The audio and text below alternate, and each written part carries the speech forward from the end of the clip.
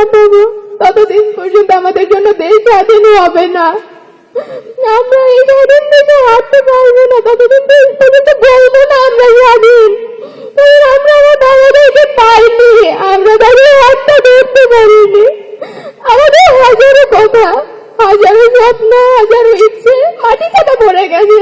বাবাকে নিয়ে হাজারো কথা ছিল, যা বাবাকে বলা হয়নি, সুযোগ পাইনি বাবাকে বলার।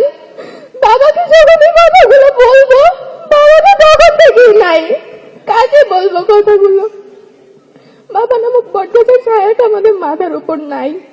আমি আশা করব তারেক রহমান এই সেই বটগাছের ছায়াটা হয়ে আমাদের পাশে থাকবে।